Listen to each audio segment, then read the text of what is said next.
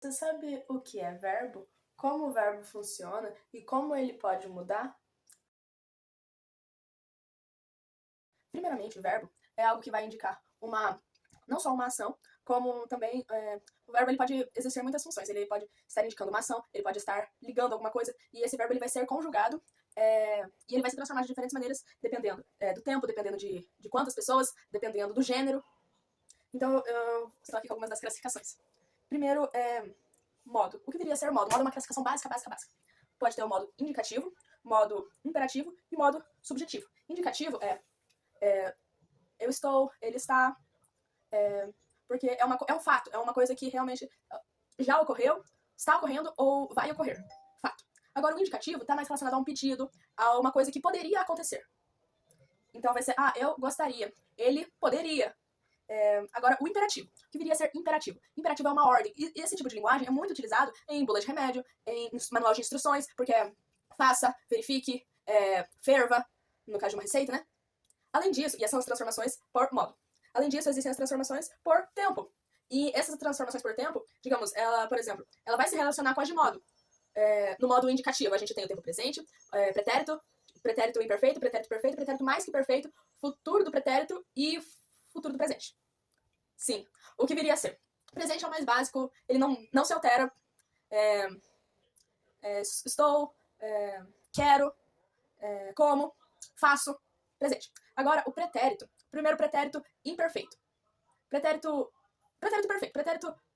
Pretérito perfeito. Algo aconteceu no passado e esse algo acabou.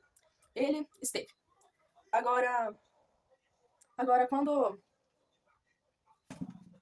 um exemplo melhor. Pretérito perfeito, eu estudei. Pretérito imperfeito, eu estudava. Pretérito mais que perfeito é um evento que aconteceu no pretérito do pretérito. Por exemplo, ontem eu fui na sua casa para estudar, porém, quando eu cheguei lá, tu já estudaras. Você estudou ontem? Não, você tinha estudado antes de um evento do passado que eu tô contando. Então, é o pretérito mais que perfeito, aconteceu no passado do passado.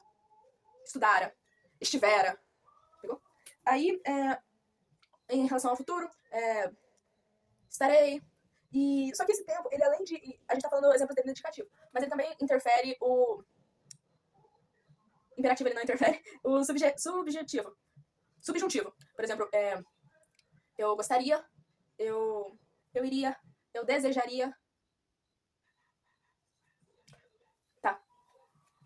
Tudo bem. Já vimos modo, tempo, agora vamos ver as vozes. O que são as vozes? Vozes é algo que a gente não costuma visualizar muito, porém é importantíssimo. As vozes em um discurso, por exemplo, quando existe voz ativa, voz passiva e voz recíproca. Voz ativa. Ela comeu o bolo. Ativa, porque ela, que é o sujeito, tá realizando a ação. A ação de comer o bolo. Agora, essa mesma frase na voz passiva. O bolo foi comido por ela. O bolo se tornou o nosso sujeito e ela é a nossa agente da passiva. Agora, a voz recíproca. Tá, já entendemos. A voz ativa é quando o sujeito que faz a ação. A voz passiva é quando, digamos, o agente da passiva, que não é o sujeito, ou melhor, a voz passiva é quando o sujeito sofre a ação. Ativa, o sujeito faz a ação. Passiva, o sujeito sofre a ação. E a voz recíproca é quando o sujeito, ele age e sofre a ação. Por exemplo, estava picando cebola e me cortei. Tudo bem, uma frase mais curta, né? Eles se abraçaram. Quem abraçou? Eles. Quem foi abraçado? Eles. Entendeu? Age e sofre ao mesmo tempo. Vozes. Próximo número. Então vai se alterar... O verbo ele vai se alterar em... eu estou, nós estamos. Do plural e do singular. Ele, eles.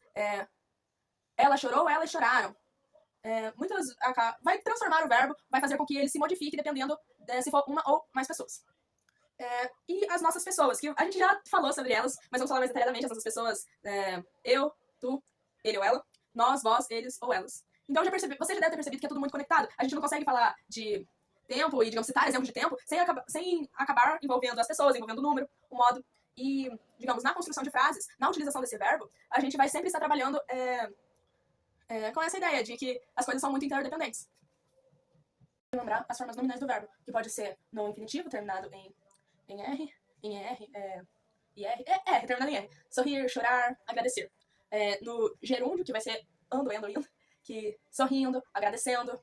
E também o particípio, que vai ser uma coisa que já aconteceu. Que seria, por exemplo, agradecido. Então, esse foi o nosso vídeo de verbos. Espero que você tenha entendido e compreendido o vasto mundo dos verbos.